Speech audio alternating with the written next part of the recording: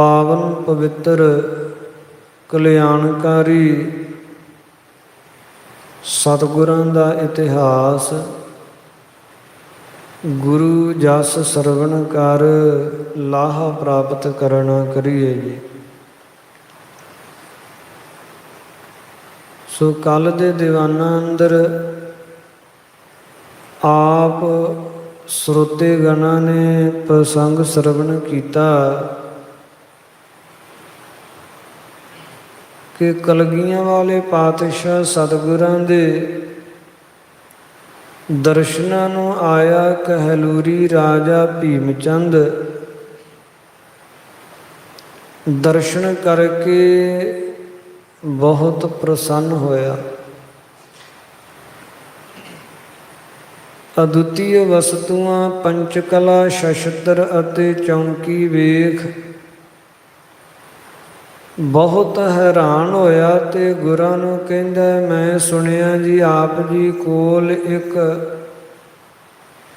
ਪ੍ਰਸ਼ਾਦੀ ਹਾਥੀ ਤੇ ਇੱਕ ਬੇਸ਼ਕੀਮਤੀ ਤੰਬੂ ਹੈ, ਉਹ ਵੀ ਮੈਂ ਵੇਖਣਾ ਚਾਹੁੰਦਾ। ਸਤਿਗੁਰੂ ਜੀ ਕਹਿਣ ਲੱਗੇ ਕਿ ਰਾਜਨ, ਹੁਣ ਦਿਨ ਅਸਤ ਹੋਣ ਵਾਲਾ ਹੈ ਤੇ ਸਮਾਂ ਨਹੀਂ ਹੈ, ਕੱਲ੍ਹ ਨੂੰ ਵਿਖਾਵਾਂਗੇ। ਸੋ ਸਤਿਗੁਰਾਂ ਦੇ ਨਾਲ ਹੋਰ ਬਚਨ ਵਿਲਾਸ ਕਰਕੇ ਵਿਦਾ ਹੋਇਆ ਤੇ ਆਪਣੇ ਪੜਾਅ 'ਤੇ ਪਹੁੰਚਿਆ।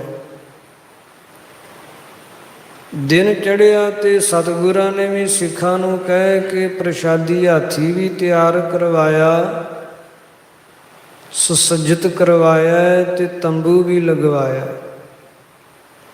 ਆਪ ਤਿਆਰ ਬਰ ਤਿਆਰ ਹੋ ਸਤਿਗੁਰੂ ਜੀ ਤੰਬੂ ਵਿੱਚ ਜਾ ਕੇ ਸੁਸ਼ੋਭਿਤ ਹੋਏ ਤੇ ਭੀਮ ਚੰਦ ਨੂੰ ਆਮੰਤਰਿਤ ਕੀਤਾ। ਜਿਸ ਵੇਲੇ ਮੰਤਰੀ ਗਣਾ ਸੰਯੁਕਤ ਚੱਲ ਕੇ ਆਇਆ, ਦੂਰੋਂ ਤੰਬੂ ਵੱਲ ਤੱਕਦਾ ਹੈ ਤੇ ਬਹੁਤ ਹੈਰਾਨ ਹੋ ਰਿਹਾ ਹੈ। ਦੂਰ ਤੋਂ ਹੀ ਤੰਬੂ ਦੇ ਜਿਹੜੇ ਕਲਸ਼ ਹੈ ਉਹ ਸੋਨੇ ਦੇ ਚਮਕ ਰਹੇ ਹੈ, ਦਮਕ ਰਹੇ ਹੈ। ਇਹ ਪ੍ਰਸੰਗ ਆਪਾਂ ਪਿਛਲੇ ਦੀਵਾਨਾਂ ਅੰਦਰ ਸਰਵਣ ਕਰ ਚੁੱਕੇ ਹਾਂ। ਇਸ ਤੋਂ ਅੱਗੋਂ ਜਿਹੜੀ ਪਾਵਨ ਕਥਾ ਹੈ ਉਹ ਪ੍ਰਾਰੰਭ ਹੋ ਰਹੀ ਹੈ। ਮਨੋਬਿਰਤੀਆਂ ਨੂੰ ਇਕਾਗਰ ਕਰਦਿਆਂ ਹੋਇਆਂ ਪਾਵਨ ਪਵਿੱਤਰ ਕਲਿਆਣਕਾਰੀ ਗੁਰ ਇਤਿਹਾਸ ਦੀ ਕਥਾ ਵਿਚਾਰ ਸਰਵਣ ਕਰ ਲਾਹਾ ਪ੍ਰਾਪਤ ਕਰਨਾ ਕਰੀਏ ਜੀ। ਸਤਨਾਮ ਸ਼੍ਰੀ ਵਾਹਿਗੁਰੂ ਸਾਹਿਬ ਜੀਓ। ਗੁਰ ਦਰਬਾਰ ਗਇਓ ਤਤਕਾਲਾ। ਬੜੀ ਛੇਤੀ ਦੇ ਨਾਲ ਸਤਿਗੁਰਾਂ ਦੇ ਆਮੰਤਰਿਤ ਕਰਨ ਤੋਂ ਭੀਮ ਚੰਦ ਗੁਰ ਦਰਬਾਰ ਵਿੱਚ ਗਿਆ। ਦੇਖ ਦੂਰ ਤੇ ਦਿਪਤ ਵਿਸਾਲਾ। ਤੇ ਹਾਲੇ ਪਹੁੰਚਿਆ ਨਹੀਂ, ਦੂਰ ਤੋਂ ਹੀ ਗੁਰਾਂ ਦਾ ਲੱਗਾ ਹੋਇਆ ਤੰਬੂ ਦਿਸ ਰਿਹਾ, ਜਿਹੜਾ ਬੜਾ ਦਿਪਤ ਪ੍ਰਕਾਸ਼ ਰਿਹਾ ਹੈ। ਸ਼ੋਭਤ ਕੰਚਨ ਕਲਸ ਉਤੰਗੇ। ਸੋਨੇ ਦੇ ਕਲਸ਼ ਹੈ ਜਿਹੜੇ ਬੜੇ ਉਤੰਗ ਉੱਚੇ ਹੈ ਤੇ ਬੜੇ ਚਮਕ ਰਹੇ ਹੈ, ਜਿਨ੍ਹਾਂ ਦੀ ਜਿਹੜੀ ਪ੍ਰਤਿਭਾ ਹੈ ਉਹ ਜਿਵੇਂ ਸੂਰਜ ਲਿਸ਼ਕਾਰੇ ਮਾਰਦਾ ਚਮਕਦਾ, ਇਉਂ ਕਲਸ਼ ਚਮਕਦੇ ਹੈ। ਤੰਬੂ ਰੁਚਰ ਮਹਾ ਦੁੱਤ ਸੰਗੇ। ਜਿਹੜਾ ਤੰਬੂ ਹੈ ਉਹ ਬੜਾ ਰੁਚਰ ਸੁੰਦਰ ਹੈ ਤੇ ਬੜੀ ਦੁੱਤ ਸ਼ੋਭਾ ਦੇ ਸੰਯੁਕਤ ਹੈ। ਜਿਉ ਜਿਉ ਨਿਕਟ ਆਵਤੋ ਜਾਤ। ਜਿਵੇਂ ਜਿਵੇਂ ਭੀਮ ਚੰਦ ਨੇੜੇ ਆਉਂਦਾ ਜਾਂਦਾ ਹੈ, ਤਿਉ ਤਿਉ ਦੇਖਤ ਦੁੱਤ ਬਹੁ ਭਾਂਤ। ਉਵੇਂ ਉਵੇਂ ਹੀ ਬਹੁਤ ਜ਼ਿਆਦਾ ਦੁੱਤ ਸ਼ੋਭਾ ਤੰਬੂ ਦੀ ਦਿਖਾਈ ਦੇ ਰਹੀ ਹੈ।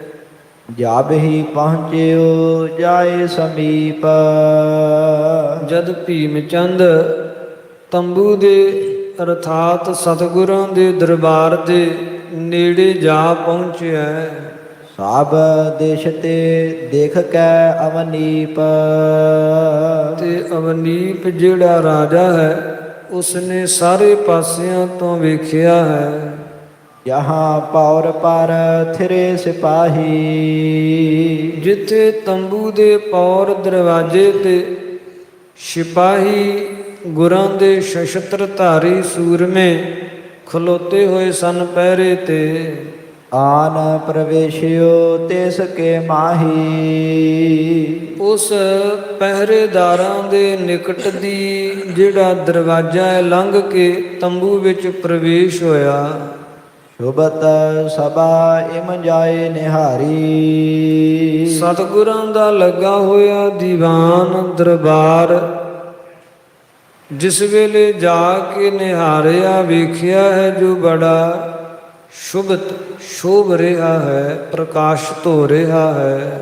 ਉਡਗ ਪ੍ਰਵਾਰਿਓ ਚੰਦ ਮਝਾਰੀ, ਇਸ ਤਰ੍ਹਾਂ ਸ਼ੋਭਾ ਬਣ ਰਹੀ ਹੈ ਮਾਨੋ ਕਿ ਜਿਸ ਤਰ੍ਹਾਂ ਉਡਤ ਤਾਰਿਆਂ ਦੇ ਵਿੱਚ ਚੰਦਰਮਾ ਸ਼ੋਭਾ ਪਾਉਂਦਾ ਹੈ।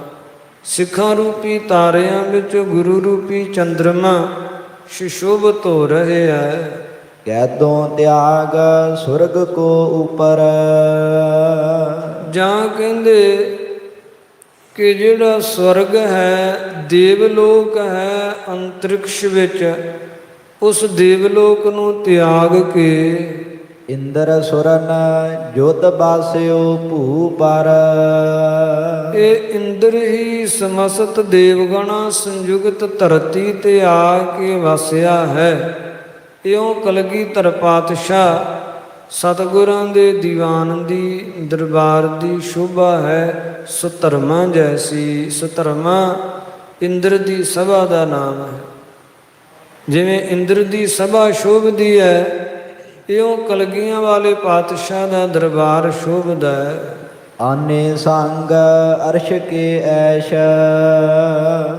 ਤੇ ਮਾਨੋ ਕਿ ਇੰਦਰ ਦੇਵਲੋਕ ਵਿੱਚੋਂ ਆਇਆ ਹੈ ਤੇ ਉਹ ਅਰਸ਼ਾਂ ਦੇ ਭਾਵ ਸਵਰਗਾਂ ਦੇ ਐਸ਼ੋ ਰਾਮ ਜਿਹੜੇ ਹੈ ਉਹ ਵੀ ਨਾਲ ਹੀ ਲੈ ਆਇਆ ਹੈ।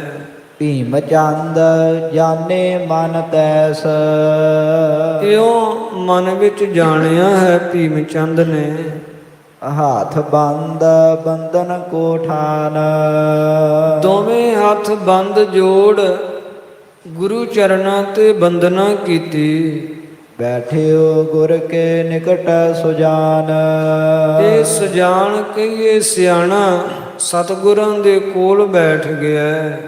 ਸਚਵ ਮੁਸਾਹਿਬ ਸਭ ਕਰ ਨਮੋ, ਭੀਮ ਚੰਦ ਦੇ ਜਿੰਨੇ ਮੰਤਰੀ ਸੀ ਤੇ ਜਿੰਨੇ ਸਭਾ ਸਦ ਸਨ ਉਹ ਸਾਰਿਆਂ ਨੇ ਹੀ ਸਤਿਗੁਰਾਂ ਨੂੰ ਬੰਦਨਾ ਕੀਤੀ, ਸਤਿਗੁਰਾਂ ਨੂੰ ਨਮਸਕਾਰ ਕੀਤੀ। ਦਰਸ਼ਨ ਕਰ ਬੈਠੇ ਤਿਹ ਸਮੋ, ਤੇ ਸਤਿਗੁਰਾਂ ਦੇ ਪਾਵਨ ਦੀਦਾਰ ਕਰਕੇ ਦਰਸ਼ਨ ਕਰਕੇ ਤੇ ਸਾਰੇ ਸਜ ਗਏ ਹੈ, ਬੈਠ ਗਏ ਹੈ। ਉਪਰ ਸਭਨ ਬਿਲੋਚਨ ਲਾਏ, ਬੈਠੇ ਤੰਬੂ ਦੇ ਵਿੱਚ ਹੈ ਤੇ ਨੇਤਰ ਸਾਰਿਆਂ ਦੇ ਤੰਬੂ ਦੀ ਛੱਤ ਵੱਲ ਉੱਪਰ ਨੂੰ ਲੱਗੇ ਹੋਏ ਹੈ। ਕਾਰ ਅਜਾਇਬ ਤੇ ਬਿਸਮਾਏ, ਤੇ ਬੜੀ ਅਜਾਇਬ ਅਸਚਰਜਤਾ ਭਰੀ ਕਾਰ ਹੋਈ ਹੈ, ਬੜੀ ਕਲਾਕ੍ਰਿਤੀ ਹੋਈ ਹੈ ਤੰਬੂ ਦੇ ਵਿੱਚ, ਜਿਸ ਨੂੰ ਵੇਖ ਵੇਖ ਹੈਰਾਨ ਹੋ ਰਹੇ ਆ। ਕਾਰੀਗਰਾਂ ਦੁਆਰਾ ਬਹੁਤ ਸੋਹਣਾ ਤੇ ਅਸਚਰਜ ਚਿੱਤਰਕਾਰੀ ਦੇ ਨਾਲ ਚਿੱਤਰਿਤ ਕੀਤਾ ਹੋਇਆ ਤੰਬੂ। ਝਾਲਰ ਝਮਕਤ ਜਗਮਗ ਜ਼ਰੀ, ਜਰੀਦਾਰ ਝਾਲਰ ਜਿਹੜੀ ਹੈ ਉਹ ਲਟਕਦੀ ਤੇ ਚਮਕ ਰਹੀ ਹੈ ਜਗਮਗ ਜਗਮਗ ਕਰਕੇ। ਕੇਤ ਲਰਕਤ ਮੁਕਤ ਨ ਲਰੀ, ਕਿਤੇ ਕਿਤੇ ਮੋਤੀਆਂ ਦੀਆਂ ਲੜੀਆਂ ਲਟਕ ਰਹੀਆਂ ਹਨ। ਪੁੱਛੇ ਚੋਬ ਫਰਸ਼ ਕੋ ਦੇਖੇ, ਸੋ ਭੀਮ ਚੰਦ ਤਥਾ ਉਸ ਦੇ ਸਾਥੀਆਂ ਨੇ ਇਹ ਤੰਬੂ ਦੀ ਜਿਹੜੀ ਛੱਤ ਹੈ ਉਹਦੇ ਵਿੱਚ ਹੋਈ ਅਨੇਕ ਤਰ੍ਹਾਂ ਦੀ ਅਸਚਰਜ ਭਰੀ ਚਿੱਤਰਕਾਰੀ ਵੇਖੀ ਹੈ ਅਤੇ ਫਿਰ ਮੋਤੀਆਂ ਦੇ ਲਟਕਦੇ ਹੋਏ ਜਿਹੜੇ ਗੁੱਛੇ ਹੈ ਉਹ ਵੇਖੇ ਹਨ। ਤੇ ਜਿੱਥੇ ਮੋਤੀਆਂ ਦੇ ਗੁੱਛੇ ਲਟਕਦੇ ਵੇਖੇ ਉੱਥੇ ਜਿਹੜੀਆਂ ਤੰਬੂ ਵਿੱਚ ਖੜੀਆਂ ਕੀਤੀਆਂ ਸੋਨੇ ਦੀਆਂ ਚੋਬਾਂ ਹਨ ਉਹ ਵੇਖੀਆਂ। ਫਿਰ ਤੰਬੂ ਦੇ ਥੱਲੇ ਬੈਠਣ ਵਾਲੇ ਸਥਾਨ ਤੇ ਜਿਹੜੇ ਫਰਸ਼ ਗਲੀਚੇ ਵਿਛਾਏ ਹੋਏ ਹਨ ਉਹਨਾਂ ਗਲੀਚਿਆਂ ਦੀ ਅਸਚਰਜਤਾ ਭਰੀ ਚਿੱਤਰਕਾਰੀ ਤੇ ਮਖਮਲੀ ਗਲੀਚੇ ਵੇਖੇ ਆ ਜਿਸ ਵੇਲੇ। ਦੇਸ਼ ਕਾਲ ਗੇ ਬਿਸਰ ਅਸ਼ੇਖੇ। ਤਾਂ ਭੀਮ ਚੰਦ ਸੰਯੁਗਤ ਸਾਥੀਆਂ ਸਾਰਿਆਂ ਨੂੰ ਹੀ ਦੇਸ਼ ਤੇ ਕਾਲ ਵਿਸਰ ਗਿਆ ਹੈ, ਭੁੱਲ ਗਿਆ ਹੈ। ਦੇਸ਼ ਅਸੀਂ ਕਿੱਥੇ ਬੈਠੇ ਹਾਂ, ਕਾਲ ਅਸੀਂ ਕਿਸ ਸਮੇਂ ਵਿੱਚ ਬੈਠੇ ਹਾਂ। ਜਦੋਂ ਕੋਈ ਐਸੀ ਅਤੀ ਸੁੰਦਰ ਤੇ ਅਦੁੱਤੀ ਵਸਤੂ ਵੇਖੀਏ ਤਾਂ ਵੇਖਦਿਆਂ ਹੀ ਮਨ ਜਿਸ ਵੇਲੇ ਚਕਚੌਂਧ ਹੋ ਜਾਂਦਾ ਹੈ, ਹੈਰਾਨ ਰਹਿ ਜਾਂਦਾ ਹੈ, ਤਾਂ ਉਹ ਮਨ ਦੀ ਜਿਹੜੀ ਅਵਸਥਾ ਹੈ ਜਾਂ ਕਹਿ ਲਈਏ ਬੁੱਧੀ ਦੀ ਜਿਹੜੀ ਸੁਰਤ ਹੈ ਉਹ ਸਥਗਤ ਹੋ ਜਾਂਦੀ ਹੈ, ਰੁਕ ਜਾਂਦੀ ਹੈ। ਤੇ ਟਿਕ ਜਾਣੇ ਕਰਕੇ ਦੇਸ਼ ਤੇ ਕਾਲ ਦੀ ਸੁੱਧ ਬੁੱਧ ਨਹੀਂ ਰਹਿੰਦੀ। ਸੋ ਕਵੀ ਜੀ ਦੱਸ ਰਹੇ ਹਨ, ਕਵੀ ਸੰਤੋਖ ਸਿੰਘ ਜੀ, ਕਿ ਜਿਸ ਵੇਲੇ ਇਹ ਭੀਮ ਚੰਦ ਉਹਦੇ ਸਾਥੀਆਂ ਨੇ ਤੰਬੂ ਦੀ ਚਾਰ ਚੁਫੇਰੇ ਤੋਂ ਹੀ ਸੌਂਦਰਤਾ ਨੂੰ ਨਿਹਾਰਿਆ ਹੈ, ਸੌਂਦਰਤਾ ਨੂੰ ਵੇਖਿਆ ਤੇ ਦੇਸ਼ ਕਾਲ ਵਿਸਰ ਗਏ, ਭੁੱਲ ਗਏ ਹੈ। ਕਰਹਿ ਵਿਚਾਰਨ ਅਰਸ਼ ਜੇ ਐਸ। ਮਨ ਵਿੱਚ ਵਿਚਾਰਦੇ ਹੈ ਜਿਹੜੇ ਅਰਸ਼ਾਂ ਦੇ ਐਸ਼ ਆਰਾਮ ਹੈ, ਅਰਥਾਤ ਦੇਵਲੋਕ ਦੇ ਜਿਹੜੇ ਐਸ਼ ਆਰਾਮ ਹੈ। ਸੁਰਪਤ ਸੁਰ ਜੋਤ ਪ੍ਰਾਪਤ ਹੈਸ। ਉਹ ਸੁਰਪਤ ਕਹੀਏ ਦੇਵਤਿਆਂ ਦੇ ਪਤੀ ਇੰਦਰ ਦੇ ਸੰਯੁਗਤ ਮਾਨੋ ਇੱਥੇ ਸਾਨੂੰ ਪ੍ਰਾਪਤ ਹੋ ਰਹੇ ਹਨ। ਇਹ ਅਨੁਭਵ ਕਰ ਰਹੇ ਹੈ ਕਿ ਅਸੀਂ ਮਾਨੋ ਸਵਰਗਾਂ ਦੇ ਵਿੱਚ ਬੈਠੇ ਹੋਏ ਹਾਂ, ਇਉਂ ਅਨੁਭਵ ਕਰ ਰਹੇ ਹੈ। ਇਤ ਉਤ ਦ੍ਰਿਗਨ ਚਲਾਵਤ ਰਹੇ। ਤੇ ਇੱਧਰ ਉੱਧਰ ਆਪਣੇ ਦ੍ਰਿਗਨ ਜਿਹੜੇ ਨੇਤਰ ਹੈ ਉਹ ਚਲਾ ਰਹੇ, ਜਿੱਧਰ ਵੇਂਦੇ ਹੈ ਤੇ ਵੇਖਦਿਆਂ ਹੀ ਅਸਚਰਜਤਾ ਹੁੰਦੀ ਹੈ। ਕਿਉਂ? ਤੰਬੂ ਦੇ ਤਲੇ ਚਾਰ ਚੁਫੇਰੇ ਉੱਪਰ ਬਹੁਤ ਅਸਚਰਜਤਾ ਭਰੀ ਚਿੱਤਰਕਾਰੀ ਹੈ ਕਾਰੀਗਰਾਂ ਦੁਆਰਾ ਕੀਤੀ। ਲਖ ਹੈ ਕਿ ਜਨਮ ਲਾਭ ਹਮ ਲਹੇ। ਤੇ ਮਨ ਵਿੱਚ ਲਖਦੇ ਹੈ, ਵਿਚਾਰਦੇ ਹੈ ਕਿ ਇਹ ਜਿਹੜਾ ਜਨਮ ਮਨੁੱਖਾ ਸਾਨੂੰ ਮਿਲਿਆ ਹੈ ਇਹਦਾ ਅਸੀਂ ਲਾਭ ਮਾਨੋ ਪ੍ਰਾਪਤ ਕਰ ਲਿਆ। ਗੁਰਾਂ ਦੇ ਦਰਬਾਰ ਦੇ ਵਿੱਚ ਆ ਕੇ ਬੈਠਣਾ, ਮਾਨੋ ਇੰਦਰਪੁਰੀ ਵਿੱਚ ਬੈਠਣਾ ਸਾਨੂੰ ਨਸੀਬ ਹੋ ਰਿਹਾ, ਅਥਵਾ ਸਾਨੂੰ ਬ੍ਰਹਮ ਲੋਕ ਵਿੱਚ ਬੈਠਣ ਦਾ ਇਹ ਸੁਭਾਗ ਮਿਲ ਰਿਹਾ ਹੈ। ਤੰਬੂ ਸਹਿਤ ਕਨਾਤ ਨਿਹਾਰ। ਤੰਬੂ ਦੇ ਸਹਿਤ ਲੱਗੀਆਂ ਹੋਈਆਂ ਕਨਾਤਾਂ ਜਿਹੜੀਆਂ ਉਹ ਵੀ ਵੇਖੀਆਂ।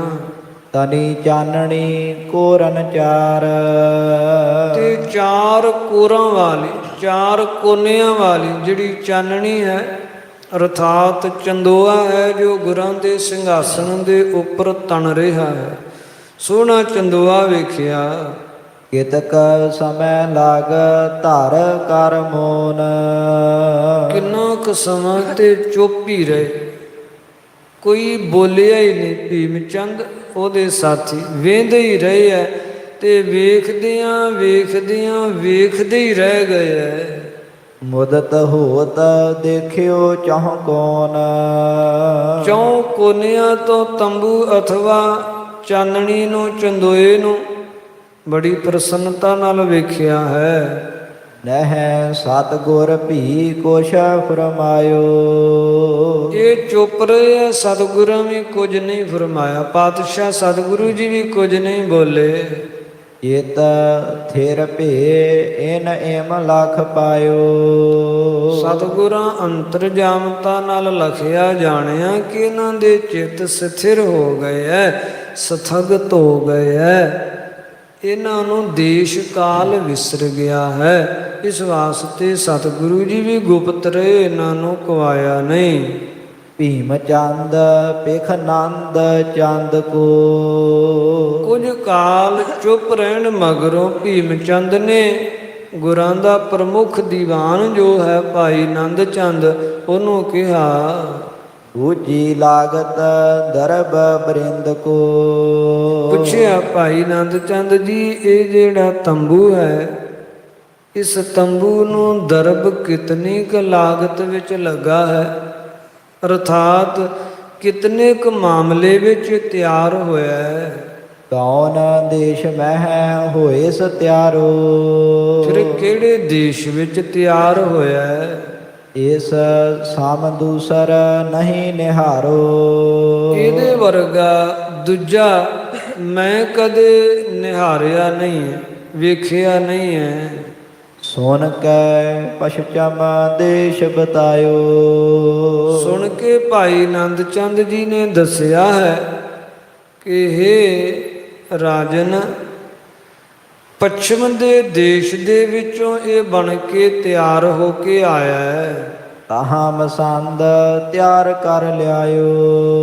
ਉਥੋਂ ਦੇ ਮਸੰਦਾਂ ਨੇ ਕਾਬਲ ਦੇ ਇਰਦ ਗਿਰਦ ਦੇ ਸਮੂਹ ਇਲਾਕੇ ਵਿਚਲੇ ਜਿਤਨੇ ਵੀ ਉਥੋਂ ਦੇ ਮਸੰਦਗਣ ਹਨ ਜਾਂ ਉਥੋਂ ਦੀਆਂ ਸਿੱਖ ਸੰਗਤਾਂ ਹਨ, ਉਹਨਾਂ ਸਾਰੀਆਂ ਸਿੱਖ ਸੰਗਤਾਂ ਨੇ ਗੁਰਾਂ ਦੇ ਦਸਵੰਧ ਦੇ ਮਾਮਲੇ ਦੇ ਨਾਲ ਉੱਥੇ ਹੀ ਕਾਰੀਗਰਾਂ ਦੇ ਪਾਸੋਂ ਤਿਆਰ ਕਰਵਾ ਕੇ ਤੇ ਗੁਰੂ ਹਜ਼ੂਰੀ ਵਿੱਚ ਲਿਆਂਦਾ ਹੈ। ਲੱਗਿਓ ਦਰਬ ਇਸ ਲਾਖ 28। ਜੋ ਮਾਮਲੇ ਦੀ ਗੱਲ ਹੈ ਤੇ ਇਸ ਨੂੰ 2.5 ਲੱਖ ਰੁਪਈਆ ਜਿਹੜਾ ਹੈ ਉਹ ਲੱਗਾ ਹੈ, ਇਤਨੀ ਲਾਗਤ ਲੱਗੀ ਹੈ। ਦੇਤ ਹੀ ਕਾਰੀਗਰਨ ਬਣਾਈ। ਤੇ ਕਾਬਲ ਵਿੱਚ ਹੀ ਕਾਰੀਗਰਾਂ ਨੇ ਬੜੇ ਸੁਚੱਜੇ ਢੰਗ ਨਾਲ ਤੇ 2 ਸਾਲ ਦੇ ਸਮੇਂ ਦੇ ਅੰਦਰ ਇਹ ਤਿਆਰ ਕੀਤਾ ਹੈ। ਨਹਿ ਇਸ ਦੇਸ਼ ਬਣਾਵੇ ਕੋਈ। ਇਸ ਦੇਸ਼ ਵਿੱਚ ਤੇ ਅਜਿਹਾ ਤੰਬੂ ਕੋਈ ਬਣਾਉਂਦਾ ਨਹੀਂ ਹੈ, ਸੰਭਵਤଃ ਬਣਾ ਵੀ ਨਹੀਂ ਸਕੇਗਾ।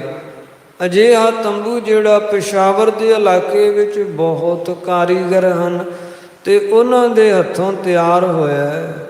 ਇਕ ਨੌ ਰੰਗ ਢਿਗ ਸਾਮਨਹਿ ਸੋਈ। ਹਾਂ, ਇਹਦੇ ਵਰਗਾ ਇੱਕ ਤੰਬੂ ਔਰੰਗਜ਼ੇਬ ਬਾਦਸ਼ਾਹ ਦੇ ਕੋਲ ਵੀ ਹੈ, ਕਿਉਂਕਿ ਉਹਨਾਂ ਹੀ ਕਾਰੀਗਰਾਂ ਦੁਆਰਾ ਇਹ 2 ਤੰਬੂ ਤਿਆਰ ਹੋਏ ਹੈ। ਉਹਨਾਂ ਕਾਰੀਗਰਾਂ ਦੇ ਕਥਨ ਮੁਤਾਬਕ ਤਥਾ ਇਲਾਕੇ ਦੀਆਂ ਸੰਗਤਾਂ ਦੇ ਕਹਿਣ ਮੁਤਾਬਕ ਅਜਿਹਾ ਤੰਬੂ ਔਰੰਗਜ਼ੇਬ ਦੇ ਕੋਲ ਵੀ ਨਹੀਂ ਹੈ। ਹਾਂ, ਉਹਦੇ ਕੋਲ ਤਿਆਰ ਹੋ ਕੇ ਗਿਆ ਹੈ, ਉਹਨਾਂ ਹੀ ਕਾਰੀਗਰਾਂ ਤਿਆਰ ਕੀਤਾ ਹੈ, ਪਰ ਉਹ ਵੀ ਇਸ ਤੰਬੂ ਦੀ ਤੁਲਤਾ ਨਾਮ ਬਰਾਬਰੀ ਨਹੀਂ ਕਰ ਸਕਦਾ, ਕਿਉਂਕਿ ਇਹ ਤੰਬੂ ਦੀ ਲਾਗਤ 2.5 ਲੱਖ ਲੱਗੀ ਹੈ। 2 ਸਾਲਾਂ ਵਿੱਚ ਕਾਰੀਗਰਾਂ ਤਿਆਰ ਕੀਤਾ ਹੈ ਤੇ ਕੇਵਲ ਮਾਤਰ ਮਾਮਲੇ ਕਾਰਨ ਹੀ ਨਹੀਂ, ਗੁਰ ਚਰਨਾਂ ਕਬਲਾਂ ਦੇ ਪ੍ਰੇਮ ਵਿੱਚ ਭਿੱਜ ਕੇ ਵੀ ਕਾਰੀਗਰਾਂ ਇਸ ਨੂੰ ਬੜੀ ਮਿਹਨਤ ਨਾਲ ਤੇ ਬਹੁਤ ਲਗਨ ਨਾਲ ਤਿਆਰ ਕੀਤਾ ਹੈ।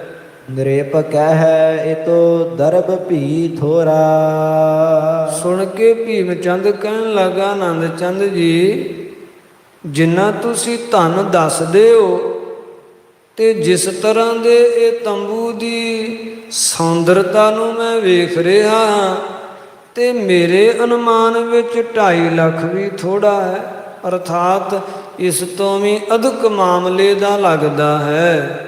ਬਨਿਓ ਅਜਾਇਬ ਬਾਰ ਚਾਹੋਂ ਕੋਰਾ। ਬੜਾ ਬਰ ਸ੍ਰੇਸ਼ਟ ਹੈ, ਚੌਂ ਕੋਰਾ 4 ਪਾਸਿਆਂ ਤੋਂ ਹੀ ਤੇ ਬੜਾ ਅਜਾਇਬ, ਬੜਾ ਅਜੀਬ ਤੰਬੂ ਬਣਿਆ ਹੈ। ਸੁਨਹੁ ਗੁਰੇਸ਼ਵਰ ਗੁਰ ਘਰ ਜੋਈ। ਸੁਨੋ ਗੁਰੇਸ਼ਵਰ, ਹੇ ਭੀਮ ਚੰਦ ਗਿਰੇਸ਼ਵਰ ਨਾਮ ਗਿਰ ਪਹਾੜ ਦੇ ਈਸ਼ਵਰ ਕਹੀਏ ਰਾਜੇ। ਭੀਮ ਚੰਦ ਸੁਣੋ, ਜਿਹੜਾ ਇਹ ਗੁਰੂ ਘਰ ਹੈ, ਕਮਤੀ ਕਿਸੂ ਬਾਤ ਨਹਿ ਕੋਈ। ਗੁਰੂ ਘਰ ਦੇ ਵਿੱਚ ਕਿਸੇ ਵੀ ਗੱਲ ਦੀ, ਕਿਸੇ ਵੀ ਵਸਤੂ ਦੀ ਕਮੀ ਨਹੀਂ, ਕੋਈ ਘਾਟਾ ਨਹੀਂ। ਚਾਹੁ ਦੇਸ਼ ਤੇ ਸਾਗਰ ਲਗ ਅਵਨੀ। ਚਾਰ ਦਿਸ਼ਾਵਾਂ ਦੇ ਵਿੱਚੋਂ ਸੰਗਤਾਂ ਗੁਰੂ ਘਰ ਆਉਂਦੀਆਂ, ਫਿਰ ਸਮੁੰਦਰ ਸਮੁੰਦਰ ਦੇ ਕਿਨਾਰਿਆਂ ਤੱਕ ਵਾਲੀ ਜਿੰਨੀ ਅਵਨੀ ਹੈ, ਧਰਤੀ ਹੈ, ਚਲੀ ਆਏ ਵਸਤੂ ਗਨ ਰਵਨੀ। ਉਥੋਂ ਸਭ ਥਾਵਾਂ ਤੋਂ ਜਿਹੜੀਆਂ ਰਵਨੀ ਸੁੰਦਰ ਵਸਤੂਆਂ ਭੇਟਾਵਾਂ ਹਨ, ਉਹ ਸੰਗਤਾਂ ਵੱਲੋਂ ਚਲੀਆਂ ਆਉਂਦੀਆਂ। ਆਦ ਸਿੰਗਲਾ ਦੀਪ ਜਲਦ ਮਹਿ। ਫਿਰ ਕੇਵਲ ਸਮੁੰਦਰ ਤੱਕ ਹੀ ਨਹੀਂ, ਸਮੁੰਦਰ ਦੇ ਵਿੱਚ ਵੀ ਜਿਹੜੇ ਸੰਗਲਾ ਦੀਪ ਆਦ ਸਮੁੰਦਰ ਦੇ ਵਿਚਲੇ ਟਾਪੂ ਹਨ। ਗੁਰ ਸਿੱਖ ਆਨੰਦ ਸੁਧ ਲਹਿ ਜਹ ਕਹਿ। ਜਿੱਥੇ ਕਿਤੇ ਵੀ ਗੁਰੂ ਦੀਆਂ ਨਾਨਕ ਨਾਮ ਲੇਵਾ ਸਿੱਖ ਸੰਗਤਾਂ ਵਾਸ ਕਰਦੀਆਂ ਹਨ, ਉਹ ਉਥੋਂ ਸੰਗਲਾ ਦੀਪ ਦੇ ਵਿੱਚੋਂ ਵੀ ਗੁਰਾਂ ਦੇ ਦਸਵੰਧ ਦੇ ਮਾਮਲੇ ਤੇ ਅਸਚਰਜਤਾ ਭਰੀਆਂ ਨਾਨਾ ਤਰ੍ਹਾਂ ਦੀਆਂ ਕੀਮਤੀ ਬੇਸ਼ੁਮਾਰ ਵਸਤੂਆਂ ਲੈ ਕੇ ਆਉਂਦੀਆਂ, ਭੇਟਾਵਾਂ ਲੈ ਆਉਂਦੀਆਂ ਸੰਗਤਾਂ। ਏਵ ਬਿਲੋਕਤ ਬੋਲਤ ਜੋ ਲੋ। ਇਸ ਤਰ੍ਹਾਂ ਬਚਨ ਬਿਲਾਸ ਹੋ ਹੀ ਰਹੇ ਸਨ ਆਨੰਦ ਚੰਦ ਤੇ ਭੀਮ ਚੰਦ ਵਿੱਚ। ਆਇਓ ਝੂਲਤ ਕੁੰਚਰ ਤੌਲੋ। ਉਤਨੇ ਸਮੇਂ ਤੱਕ ਗੁਰਾਂ ਦੇ ਸੇਵਕ ਪ੍ਰਸ਼ਾਦੀ ਹਾਥੀ ਨੂੰ ਲੈ ਕੇ ਆ ਗਏ ਹੈ। ਜਿਹੜਾ ਪ੍ਰਸ਼ਾਦੀ ਹਾਥੀ ਝੂਲ ਰਿਹਾ ਹੈ, ਸਭ ਬੇਦ ਸੁੰਦਰ ਸਜਤ ਸ਼ਿੰਗਾਰਾ। ਹਰ ਤਰ੍ਹਾਂ ਦੇ ਨਾਲ, ਹਾਰਾਂ ਸ਼ਿੰਗਾਰਾਂ ਦੇ ਨਾਲ ਉਹ ਸੁਸੱਜਿਤ ਕੀਤਾ ਹੋਇਆ ਬੜਾ ਸਜ ਰਿਹਾ ਹੈ। ਖਰੇ ਹੋਏ ਕਰ ਬੰਧਨ ਧਾਰਾ। ਆਉਂਦਿਆਂ ਹੀ ਹਾਥੀ ਖਲੋਤਾ ਹੈ। ਖਲੋ ਕੇ ਉਸਨੇ ਆਪਣੀ ਜਿਹੜੀ ਸੁੰਡ ਹੈ ਉਹਨੂੰ ਘੁਮਾ ਕੇ ਗੋਲ ਕਰਕੇ ਤੇ ਸਿਰ ਠਾਂ ਲਾ ਕੇ ਤੇ ਗੁਰੂ ਚਰਨਾਂ ਤੇ ਬੰਦਨਾ ਕੀਤੀ, ਸਤਿਗੁਰਾਂ ਨੂੰ ਨਮਸਕਾਰ ਕੀਤੀ ਪ੍ਰਸ਼ਾਦੀ ਹਾਥੀ ਨੇ। ਜਿਤਕ ਰੋਟਕਾ ਕੇਰ ਆਕਾਰਾ। ਤੇ ਜਿੱਡਾ ਕੁ ਰੋਟੀ ਦਾ ਆਕਾਰ ਹੁੰਦਾ ਪ੍ਰਸ਼ਾਦੇ ਦਾ, ਸ਼ੋਭਤ ਤਿਤਕ ਸੁਪੈਦ ਲਿਲਾਰਾ। ਉਹਨਾਂ ਕੁ ਗੋਲ ਆਕਾਰ ਦੇ ਵਿੱਚ ਸਵੇਤ ਚਿੱਟੇ ਰੰਗ ਦਾ ਲਿਲਾਰ ਮੱਥਾ ਹਾਥੀ ਦਾ ਸੁਸ਼ੋਭਿਤ ਹੋ ਰਿਹਾ ਹੈ। ਤਹ ਤੇ ਧਾਰ ਤਰੇ ਕੋ ਚੀਨੀ। ਤੇ ਉਥੋਂ ਫਿਰ ਜਿਹੜੀ ਚਿੱਟੀ ਧਾਰੀ ਹੈ ਮੱਥੇ ਤੋਂ, ਉਹ ਤਲੇ ਨੂੰ ਆਈ ਹੈ, ਥੱਲੇ ਨੂੰ ਆਈ ਹੈ, ਸੁੰਡ ਦੇ ਉੱਤੋਂ ਦੀ। ਸੇਤ ਹੀ ਚਲੀ ਜਹਾਂ ਲਗ ਬੀਨੀ। ਤੇ ਜਿੱਥੋਂ ਤੱਕ ਬੀਨੀ ਹੈ, ਸੁੰਡ ਦਾ ਸ਼ੋਰ ਹੈ, ਅਰਥਾਤ ਹਾਥੀ ਦੀਆਂ ਨਾਸਕਾਂ ਹਨ, ਜਿੱਥੋਂ ਤੱਕ ਉਥੋਂ ਤੱਕ ਚਿੱਟੀ ਧਾਰੀ ਆਈ ਹੈ। ਅਪਰ ਸ਼ਿੰਗਾਰ ਹਜ਼ਾਰਨ ਕੇਰਾ। ਤੇ ਹਜ਼ਾਰਾਂ ਦਾ ਹੀ ਹਾਰ ਸ਼ਿੰਗਾਰ ਪ੍ਰਸ਼ਾਦੀ ਹਾਥੀ ਨੂੰ ਕੀਤਾ ਹੋਇਆ ਹੈ। ਗਜ ਗਾਹਨ ਜੋਤ ਦਿਪਤ ਬਡੇਰਾ। ਗਜਗਾ ਜਿਹੜੇ ਉਹ ਹਾਥੀ ਦੇ ਬੰਨੇ ਹੋਏ ਹਨਗੇ, ਜਿਨ੍ਹਾਂ ਦੇ ਨਾਲ ਬੜਾ ਸੁਸ਼ੋਭਿਤ ਹੋ ਰਿਹਾ। ਗਜਗਾ ਇੱਕ ਗਹਿਣਾ ਹੀ ਹੁੰਦਾ, ਸ਼ਿੰਗਾਰ ਹੁੰਦਾ ਹਾਥੀ ਦਾ, ਅਥਵਾ ਘੋੜਿਆਂ ਦਾ ਵੀ ਹੁੰਦਾ ਗਜਗਾ, ਤੇ ਹਾਥੀ ਦਾ ਵੀ ਜਿਹੜਾ ਉਹ ਸ਼ਿੰਗਾਰ ਹੁੰਦਾ। ਇੱਕ ਜਿਹੜਾ ਕੰਨਾਂ ਦੇ ਲਾਗੇ ਜਿਹੜੇ ਹੈ ਉਹ ਬੰਨ੍ਹ ਕੇ ਤੇ ਸਜਾਇਆ ਜਾਂਦਾ। ਸੋ ਗਜਗਾ ਵੱਜਾ ਹੋਇਆ ਬੜਾ ਸ਼ੋਭ ਰਿਹਾ ਹੈ। ਭੀਮ ਚੰਦ ਅਵਲੋਕ ਗਯੰਦ। ਜਿਸ ਵੇਲੇ ਭੀਮ ਚੰਦ ਨੇ ਪ੍ਰਸ਼ਾਦੀ ਹਾਥੀ ਨੂੰ ਤੱਕਿਆ ਹੈ, ਵੇਖਿਆ ਹੈ, ਭਇਓ ਹਿਰਦੇ ਮਹਿ ਹਰਖ ਬਿਲੰਦ। ਤੇ ਵੇਖ ਕੇ ਹਿਰਦੇ ਅੰਦਰ ਬੜਾ ਅਸਚਰਜ ਤੇ ਹੈਰਾਨ ਹੋਇਆ, ਆਨੰਦਿਤ ਹੋਇਆ। ਬਿਕਸਿਓ ਬਦਨ ਅਜਾਇਬ ਨਾਨਾ। ਜਦੋਂ ਅਜੀਬ ਹਾਥੀ ਵੇਖਿਆ ਤੇ ਨੇਤਰ ਖਿੜ ਗਏ ਐ, ਹਿਰਦਾ ਪ੍ਰਸੰਨ ਹੋ ਗਿਆ ਤੇ ਮੁਖੋਂ ਮੁਸਕਰਾ ਰਿਹਾ। ਅਦਕ ਦੂਰ ਤੇ ਕਿਨਹੂ ਆਨਾ। ਤੇ ਅਦਕ ਦੂਰ ਤੋਂ ਭਾਵ ਅਸਾਮ ਦੇਸ਼ ਤੋਂ ਦੂਰ ਤੋਂ ਲੈ ਕੇ ਆਇਆ ਕੋਈ ਸਿੱਖ। ਸ਼੍ਰੀ ਕਲਗੀਧਰ ਤਬਹਿ ਉਚਾਰਾ। ਸਤਿਗੁਰਾਂ ਨੂੰ ਪੁੱਛਦਾ ਹੈ ਤੇ ਦੂਰ ਦੇਸ਼ ਤੋਂ ਕੋਈ ਸਿੱਖ ਲੈ ਕੇ ਆਇਆ ਹੋਵੇਗਾ ਤੇ ਸੁਣ ਕੇ ਗੁਰਦੇਵ ਦੱਸਦੇ ਐ ਇਕ ਤਉ ਗਾਜ ਕਉ ਅਜਬ ਆਕਾਰਾ। ਕਿ ਰਾਜਨ ਇਹ ਹਾਥੀ ਵੀ ਉਹੀ ਅਸਾਮ ਦੇਸ਼ ਨਰੇਸ਼ ਰਤਨ ਰਾਏ ਲੈ ਕੇ ਆਇਆ। ਇਹ ਹਾਥੀ ਦਾ ਇੱਕ ਤੇ ਆਕਾਰ, ਹਾਥੀ ਦਾ ਸਵਰੂਪ ਬਹੁਤ ਸੁੰਦਰ ਹੈ ਜਿੱਥੇ ਦਿਸ ਰਿਹਾ। ਓਨ ਗੋਨ ਗਾਨ ਕੋ ਇਸ ਮਹਿ ਲਹੀਅਤ। ਕੇਵਲ ਇਹਦਾ ਬਾਹਰੀ ਸਰੂਪ ਹੀ ਨਹੀਂ, ਇਹਦੇ ਵਿੱਚ ਗਨ ਸਮੂਹ ਸ੍ਰੇਸ਼ਟ ਗੁਣ ਵੀ ਪਾਈਦੇ ਹਨ। ਬੜਾ ਗੁਣਵਾਨ ਇਹ ਹਾਥੀ ਹੈ। ਕਰਹਿ ਕਾਰ ਜੋ ਮੁਖ ਤੇ ਕਹੀਅਤ। ਜੋ ਮੁਖੋਂ ਕਹੀਏ ਇਸ ਨੂੰ ਉਹੀ ਕਾਰ ਕਰ ਦਿੰਦਾ, ਉਹੀ ਕ੍ਰਿਤ ਕਰ ਦਿੰਦਾ। ਸਭ ਮਤ ਯੁਤ ਚਤੁਰਈ ਵਸ਼ੇਖ। ਸਾਰੀ ਸ੍ਰੇਸ਼ਟ ਮਤ ਸੰਯੁਗਤ ਬੜਾ ਚਤੁਰ ਹੈ, ਬੜਾ ਸਿਆਣਾ ਤੇ ਸਮਝਦਾਰ ਹੈ। ਜਿਮ ਮਾਨੁਖ ਕੀ ਲਖੇ ਅਸ਼ੇਖ। ਜਿਵੇਂ ਮਨੁੱਖ ਦੀ ਮਤ ਵਿਕਸਿਤ ਹੁੰਦੀ ਹੈ, ਬੁੱਧੀ ਵਿਕਸਿਤ ਹੁੰਦੀ ਹੈ, ਮਨੁੱਖ ਦੀ ਮਤ ਜਿਹੜੀ ਉਹ ਸ੍ਰੇਸ਼ਟ ਹੁੰਦੀ ਹੈ। ਸੋਨ ਗੁਰਬਾਨੀ ਗਿਰਪਤ ਬੋਲਾ। ਉਸੇ ਤਰ੍ਹਾਂ ਇਹ ਹਾਥੀ ਵੀ ਬੜਾ ਸੂਝਵਾਨ ਤੇ ਸਿਆਣਾ ਹੈ। ਸਤਿਗੁਰਾਂ ਦੇ ਬਚਨ ਸੁਣ ਕੇ ਭੀਮ ਚੰਦ ਬੋਲਿਆ, ਇਹ ਕੁੰਚਰ ਪ੍ਰਭ ਹੈ ਅਮੋਲਾ। ਇਹ ਸਤਿਗੁਰੂ ਜੀ, ਇਹ ਜਿਹੜਾ ਕੁੰਚਰ ਬੜਾ ਅਮੋਲਕ ਹੈ, ਇਹ ਹਾਥੀ ਬੜਾ ਬੇਸ਼ਕੀਮਤੀ ਹੈ। ਜਿਸ ਕੇ ਸਾਮਨ ਦੂਸਰ ਨਹਿ ਔਰ।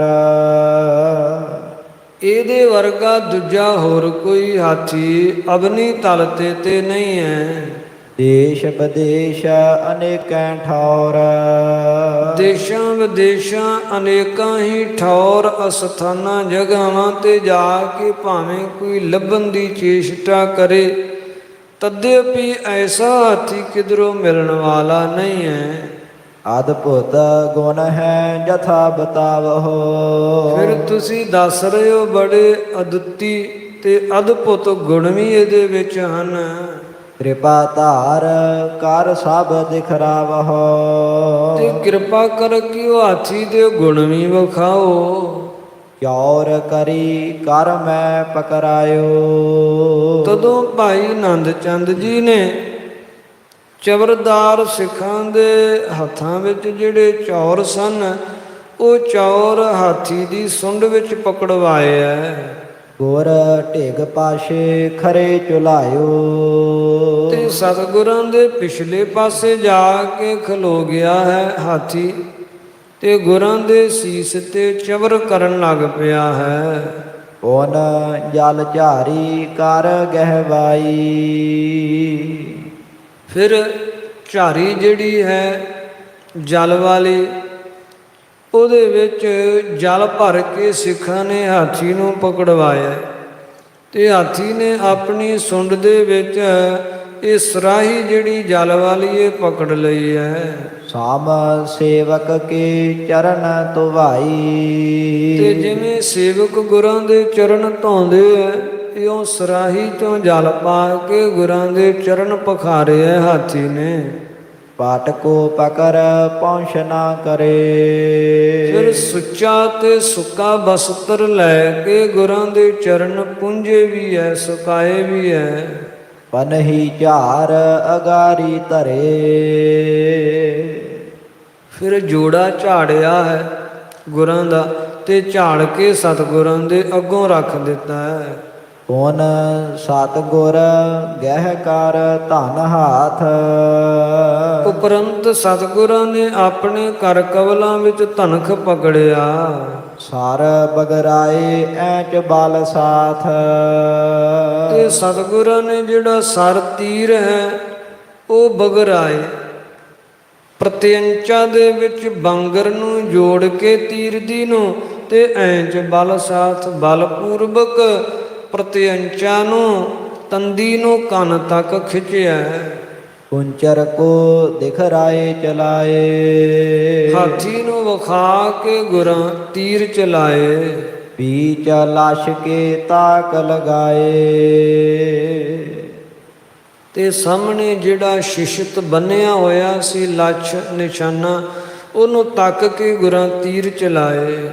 ਸ਼ੂਕਤ ਜਾਤ ਸਰਪ ਸਾਮ ਖਪਰੇ। ਸੱਪਾਂ ਦੀ ਨਿਆਈ ਖਪਰੇ ਤੀਰ ਸ਼ੂਕਦੇ ਹੋਏ ਗਏ। ਇਹ ਰਹਤ ਹੈ ਕਹਾਂ ਨਰ ਬਪਰੇ। ਐਸੇ ਖਪਰੇ ਤੀਰ ਹਨ ਫਨੀਅਰ ਨਾਗਾਂ ਦੀ ਨਿਆਈ, ਜਿਹੜੇ ਬੱਬਰ ਸ਼ੇਰਾਂ ਨੂੰ ਮਾਰਨ ਵਿੱਚ ਸਕਸ਼ਮ ਹਨ, ਤੇ ਮਨੁੱਖਾਂ ਦੀ ਤੇ ਗਿਣਤੀ ਹੀ ਕੀ ਹੈ। ਕੌਣ ਕੁੰਚਰ ਕੋ ਇਸ਼ਾਰਤ ਕੀਨ। ਤੇ ਉਪਰੰਤ ਤੀਰ ਚਲਾ ਕੇ ਫਿਰ ਕੁੰਚਰ ਜਿਹੜਾ ਹਾਥੀ ਪ੍ਰਸ਼ਾਦੀ ਹਾਥੀ, ਇਹਨੂੰ ਇਸ਼ਾਰਾ ਕੀਤਾ ਲਿਆਉਣ ਵਾਸਤੇ। ਗਮਨਹ ਆਨ ਬਾਨ ਕਉ ਬੀਨ। ਤੇ ਕਿਹਾ ਹਾਥੀ ਨੂੰ ਸਤਿਗੁਰਾਂ ਨੇ ਕਿ ਜਿਹੜੇ ਤੀਰ ਚੱਲੇ ਐ ਉਹਨਾਂ ਨੂੰ ਬੀਨ ਕੇ ਚੁਣ ਕੇ ਲਿਆ ਕੇ ਹਾਜ਼ਰ ਕਰੋ। ਚਪਲ ਚਾਲ ਤੇ ਚੱਲਿਓ ਸੁਹਾਵਤ। ਬੜੀ ਚੰਚਲ ਗਤੀ ਨਾਲ ਚੱਲਦਾ ਸ਼ੋਭ ਰਿਹਾ ਹੈ, ਕਿਉਂ ਕੱਦ ਨਿੱਕਾ ਹੈ ਨਾ, ਤੇ ਕੱਦ ਨਿੱਕਾ ਹੋਣੇ ਕਰਕੇ ਜਦੋਂ ਚੰਚਲ ਚਾਲ ਵਿੱਚ ਚੱਲਦਾ ਹੈ ਤੇ ਬੜਾ ਸ਼ੋਭਦਾ ਹੈ। ਗਾਰ ਕੀ ਕਿੰਕਨ ਅਲਪ ਬਜਾਵਤ।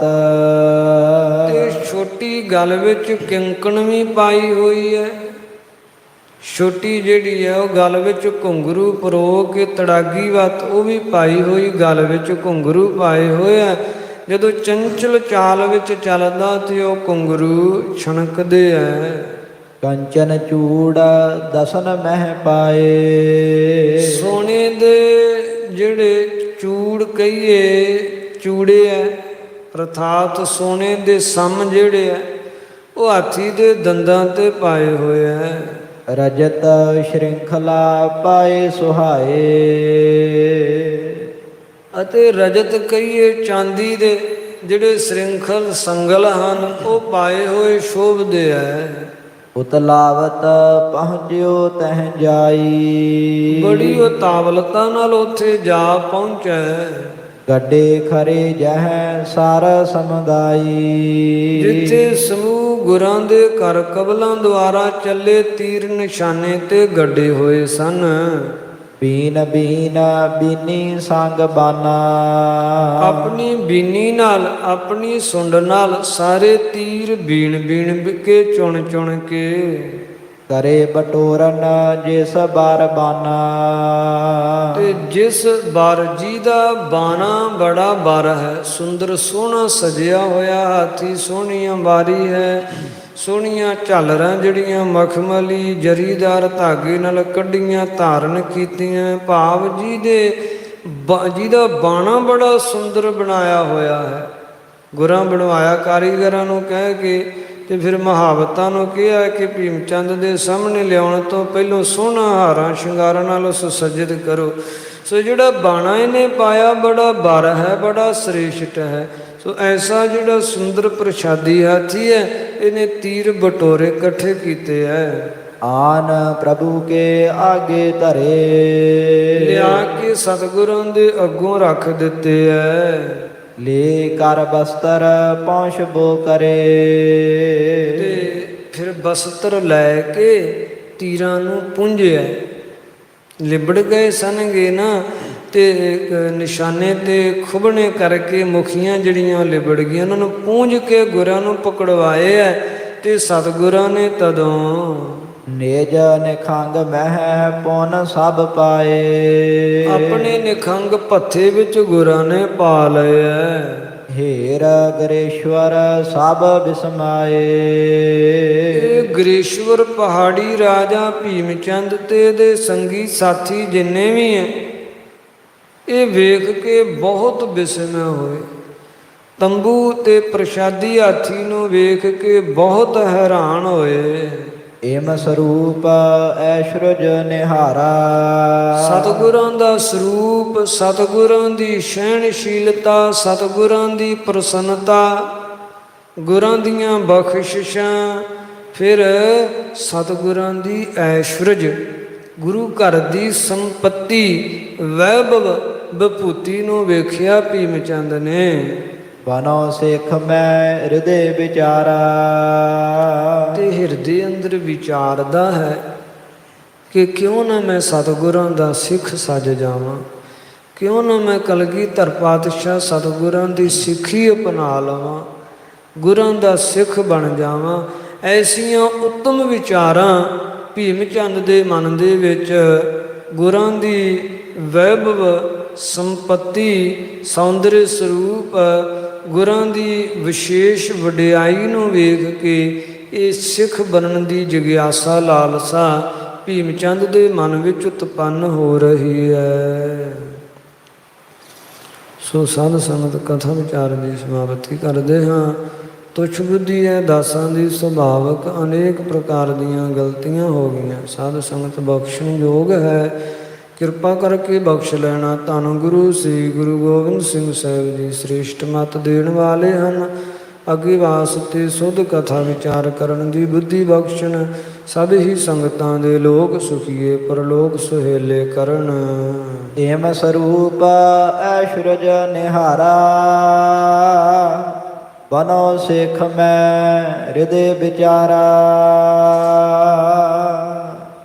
ਵਾਹਿਗੁਰੂ ਜੀ ਕਾ ਖਾਲਸਾ, ਵਾਹਿਗੁਰੂ ਜੀ ਕੀ ਫਤਿਹ।